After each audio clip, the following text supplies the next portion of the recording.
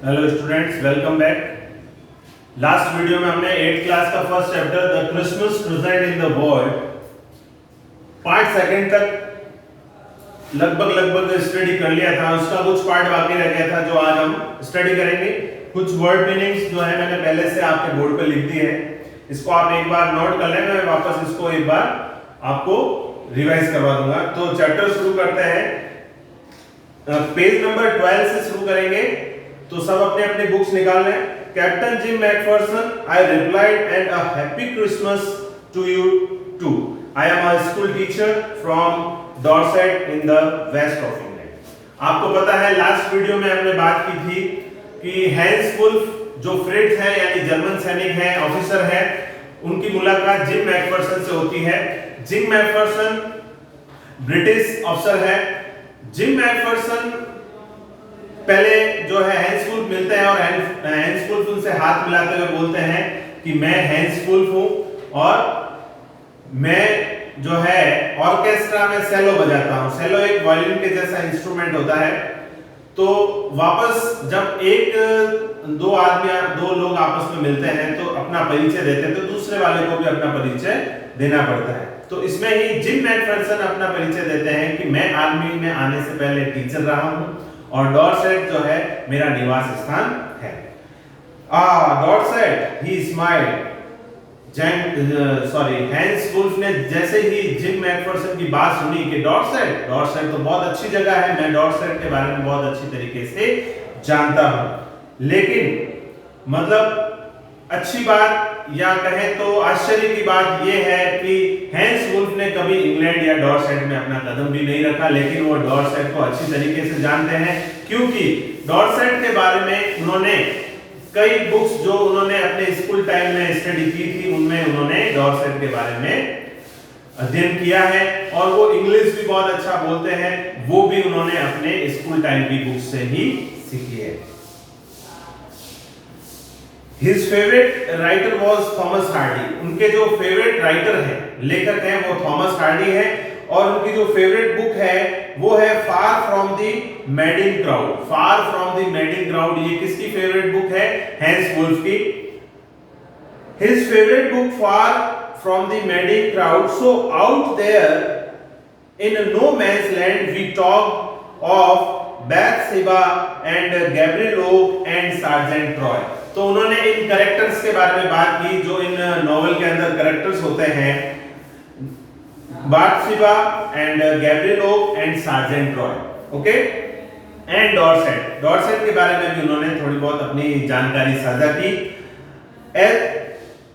He had a wife and one son. उनके एक पुत्र और वाइफ है। वो जो पुत्र है उसकी उम्र 6 माह है, मतलब उसका 6 महीने पहले ही जन्म हुआ है। किसके? हैंस वुल्फ के। As I looked about me, there were hoodies of khaki and grey everywhere, all over no man's land. सब कुछ जो है हम जो है वहां पर एक दूसरे का एंजॉयमेंट कर रहे थे।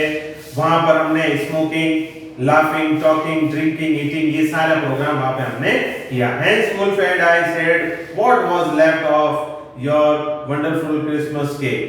तो जैम मैकफर्सन कहते हैं कि जो तुम्हारे द्वारा बनाया गया जो केक था, मार्जिपान जिसको बोला जाता है ब्रिटिश लैंग्वेज में, मार्जिपान जो एक अच्छी तरीके का मिठाई की जैसा या केक मान लीजिए आप, केक भी मिठाई होता है।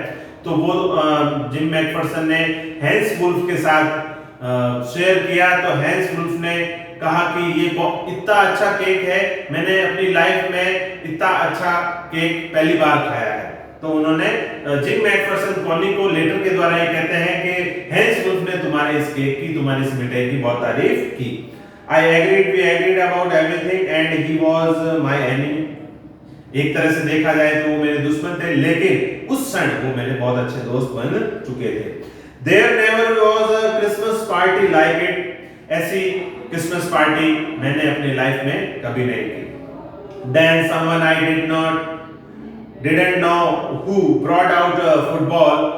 Great coats were dumped in piles to make goalpost, and the next thing we knew it was Tommy's against Fritz.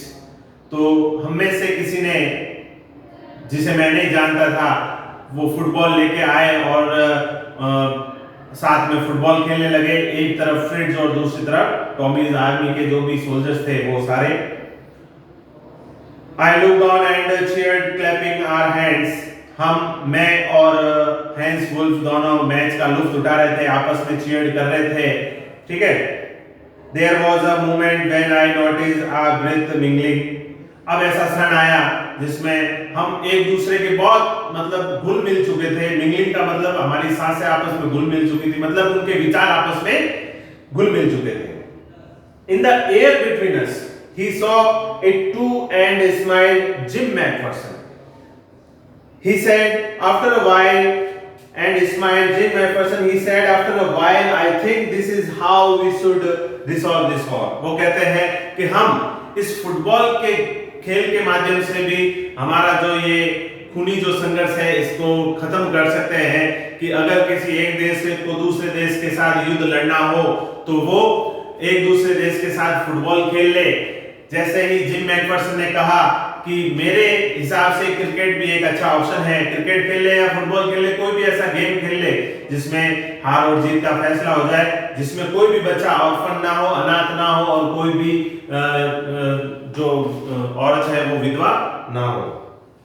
Next जो लास्ट पैराग्राफ देखिए, I had prefer cricket, I told him, then we Tommies could be sure of winning, जिसमें हम Tommy's, क्योंकि आपको पता है England का राष्ट्रीय खेल है क्रिकेट, ठीक है, तो हम इसमें श्योरली जीतेंगे। जिम मैकफर्सन ने ये कहा, वी लाव्ड एट दैट, और ऐसा कहते ही हम दोनों जोर से हंसे और अपना मैच देखते रहे।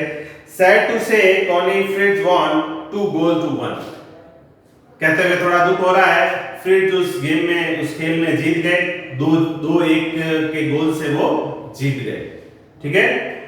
नेक्स्ट बात आती है, but as Hans Wolf generously said, Hans Wolf ने कहा कि हमारा लक्ष्य ही, क्योंकि जर्मन में ज्यादातर फुटबॉल ही खेला जाता है तो उनका पहले से ही वो मोटो था कि हम ही जीतेंगे, उसी वजह से जो है फ्रिट्ज वो फुटबॉल का मैच जीते। तो वो बहुत ही उदारतापूर्ण हैंस वुल्फ ने स्वीकार किया। The time came and all too soon when the game was finished, the snaps and the rum and the sauces, मतलब जो उनके पास राशन, रम वगैरह, सॉसेस वगैरह जो भी थे, वो गेम खत्म होने का टाइम, गेम खत्म हो गया था और सब ऑल ओवर हो गया था, पार्टी खत्म होने वाली थी। अब उनको पता था कि हमको अब वापस अपने अपने ट्रेंचेस में, ट्रेंचेस मतलब कि अपने अपने बाउंड्री के अंदर सैनिकों के खड़े होने के लिए, जिसमें सैनिक की पूरी साइज आ जाए और वो अपनी गन लेके खड़ा हो जाए, वो ट्रेंचेस कहलाती है। मतलब एक तरह की खाई बोल सकते हैं, बहुत लंबी मतलब नाले की तरह होती है जिसमें खड़े होते हैं, आपने कई बार देखी होगी, आप जानते होंगे। तो अब वो टाइम आ गया था कि अब एक दूसरे को अलविदा कहना था, तो उन्होंने आपस में जो है आशा की कि हम वापस मिलेंगे और फैमिली सहित मिलेंगे, और जैसे ही ये युद्ध खत्म हो जाएगा तो हम एक बार वापस मिलेंगे। I think that it what every soldiers want, ये सभी सोल्जर्स चाहते थे कि युद्ध का विराम जल्दी से हो जाए और हम वापस अपने अपने घर चले जाएं। I shall never forget this moment, ये जो है हैंस वुल्फ ने कहा जिम मैकफर्सन से कि ये क्षण मैं कभी नहीं भूलूंगा, ये क्षण और तुम्हें मैं अपनी जिंदगी में कभी नहीं भूलूंगा। उसने मुझे सैल्यूट किया और वो स्लोली स्लोली अपने ट्रेंचेस की ओर, अपनी बाउंड्री की ओर चले, ठीक है, वापस जो है लौट गए। दैट नाइट, उस रात, back in our dugout, dugout एक जगह होती है सैनिकों के रहने के लिए, जिसको जमीन के अंदर बड़ा सा गड्ढा खोद के रखा जाता है, जिसके ऊपर नेट लगा के उसको उसके अंदर सैनिक बैठे रहते हैं। तो वो रात उनकी वहां डगआउट में गुजरी। सामने की तरफ से मतलब फ्रिट्ज सैनिकों की तरफ से कैरल, जो एक प्रकार का गीत होता है, वो गाया गया, बहुत ही अच्छी तरीके से, बहुत ही शानदार तरीके से उनके द्वारा वो गीत गाया गया, जिसमें जिसका जवाब मतलब जिसका सहयोग हमारे सैनिकों ने भी उनके साथ किया, ठीक है। We exchange carols for a while, काफी देर तक हमने एक दूसरे का गीत एक्सचेंज किया, मतलब उन्होंने गाया, फिर आगे वाली कड़ी हमारे सैनिकों ने गाई, ऐसे करके गीत चलता रहा और फिर थोड़ी देर बाद में हम साइलेंट हो गए, शांत हो गए। We had our time of peace and goodwill, हमने वो जो है अपना बहुत ही अच्छा समय, बहुत शांति भरा समय हमने उस युद्ध के बीच में वहां गुजारा, क्योंकि वो फर्स्ट वर्ल्ड वॉर की बात हो रही है, 1914 की बात हो रही है, जब वो जो है ये जो वाकया जो नो मैंस लैंड में हुआ था। तो एक तरह से उनके लिए जिम मैकफर्सन के लिए ये किसी ट्रेजर से कम नहीं था, किसी मतलब कह देते हैं ना कोई आपको कोई चीज मिल जाती है, कोई खजाना मिल जाता है, किसी खजाने से कम नहीं था। वो कहते हैं इस खजाने को मैं अपनी लाइफ टाइम तक संजो के रखना चाहता हूँ, अपने पास बचा कर रखना चाहता हूँ। डियरेस्ट कॉनी, लास्ट में लेटर के अंतिम पंक्तियों में कहते हैं प्रिय कॉनी, कॉनी जो जिम मैकफर्सन की वाइफ है, by Christmas time next year then war will be nothing but a distant and terrible memory। War तो खत्म हो जाएगा तो हमारी जो ये मेमोरी है, हमारी जो ये याददाश्त है, यादगार है, वो हमेशा याद रहेगी। I know from all the happened today how much both armies long for peace। आज जो भी हुआ वो हमारे लिए बहुत ही अच्छा क्षण था और यादगार क्षण था जो हम भविष्य में कभी नहीं भूल पाएंगे। We shall be together again. हम फिर वो जिम मैकफर्सन कॉनी को लास्ट में कहते हैं हम बहुत जल्द मिलेंगे और जल्द ही वॉर खत्म होते ही मैं तुमसे मिलने जल्द ही घर पर आऊंगा। तो इसी के साथ ये सेकंड पार्ट यहाँ पे फिनिश होता है। थर्ड पार्ट हम नेक्स्ट वीडियो में करेंगे। ये कुछ वर्ड्स हैं जिनकी मीनिंग्स मैंने लिखी है।